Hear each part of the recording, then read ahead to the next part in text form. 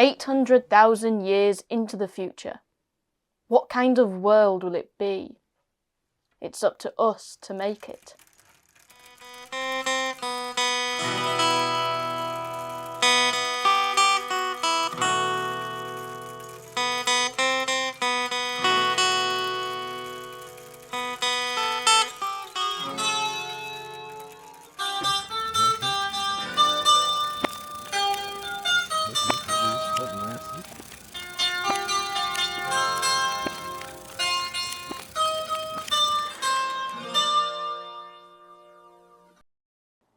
The Time Machine, one of the most famous science fiction stories ever written.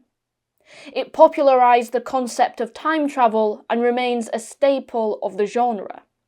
This is the second time that we're examining a work by H.G. Wells, so if you haven't watched our videos on the War of the Worlds, be sure to check them out as well. There's a lot of similarities to be found. We think we know the story of the Time Machine.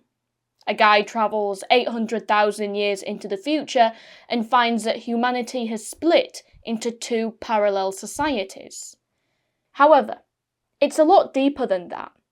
The Time Machine is a profoundly political work which has only grown more and more relevant as time's gone on. In fact, it might be the most important science fiction story for the 21st century. So, what's the Time Machine really all about? And why is it so crucial for us today? Science fiction has always been more about the time and place in which it's written than whatever fantasy world it's set in. The writer examines the challenges of their own time by projecting them onto a different world. When we watch classic Star Trek, we're not really watching a show about space travel. We're watching how writers in the 1960s created an idealised society informed by the issues of their day. Or take the Planet of the Apes franchise, in which contemporary issues like nuclear war and racism were a core theme. Hence, when we read The Time Machine, we're not really reading a story about time travel, we're reading about the 19th century. A parable about the ever-widening gulf between the rich and the poor. A prophetic warning about the consequences of inequality. In 1845, Conservative politician and later Prime Minister Benjamin Disraeli published the novel Sybil, the same year as Friedrich Engels' Condition of the Working Class in England. He describes how there are two nations, a nation of the rich and a nation of the poor. He writes, "Two nations, between whom there is no intercourse and no sympathy, who are as ignorant of each other's habits, thoughts, and feelings as if they were dwellers in different zones, or inhabitants of different planets, who are formed by a different breeding, are fed by a different food, are ordered by different manners, and are not governed by the same laws, the rich and the poor." This is a message of the Time Machine. A message which, tragically, none of the film adaptations seem to capitalise on. But don't just take my word for it. Let's have a look at the text. In the book, our anonymous time traveller travels 800,000 years into the future and encounters a utopian society. Wells lays out his socialist vision here. There's no disease, no war, no poverty, no need for work. There's a strong eugenicist element to this, as was common for many intellectuals of the time, as there's no need for the family. The state has taken care of everything. To the reader, it appears as though this is the perfect end result of the socialist movements going on at the time. For the first time, I began to realise an odd consequence of the social effort in which we are at present engaged. The work of ameliorating the conditions of life, the true civilising process that makes life more and more secure, had gone steadily on to a climax. One triumph of a united humanity over nature had followed another. Things that are now mere dreams had become projects deliberately put in hand and carried forward. However, all is not as it seems.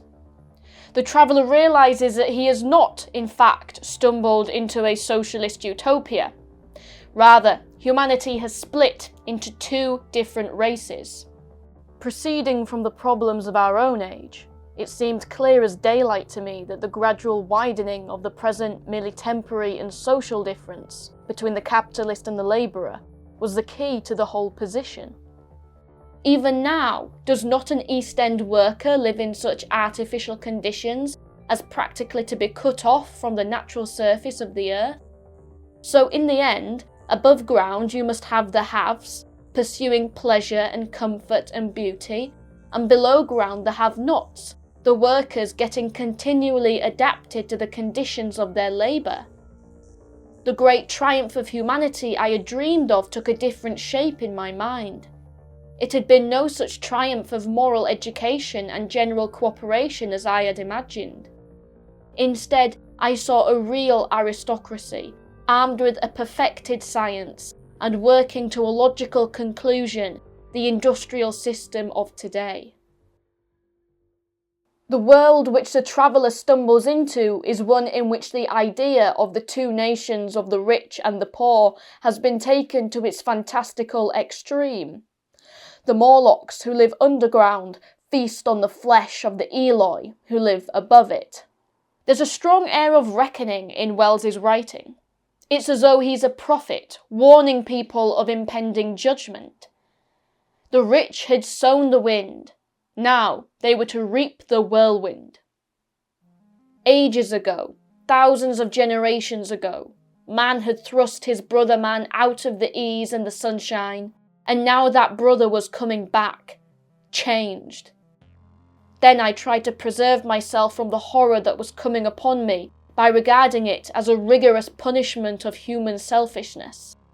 Man had been content to live in ease and delight upon the labours of his fellow man, had taken necessity as his watchword and excuse, and in the fullness of time, necessity had come home to him. This is very reminiscent of J.B. Priestley's 1945 play An Inspector Calls. You probably studied it at school. It ends with a similarly foreboding message. We don't live alone. We are members of one body. We are responsible for each other. And I tell you that the time will soon come when if men will not learn that lesson, then they will be taught it in fire and blood and anguish. The message of the time machine is fairly obvious, and it's only grown more and more relevant to us today. We live in a time of unimaginable wealth and inequality. We're obsessed with clothes and cheap gadgets made by people in intolerable conditions to please our desires. There is a nation of the rich and a nation of the poor, a nation of the haves and a nation of the have-nots. The time machine holds a mirror up to our society and warns us that if we continue to ignore our duties to each other, our selfishness will be met with our destruction. So if this is what the time machine is really all about, why did none of the films bother trying to cover it?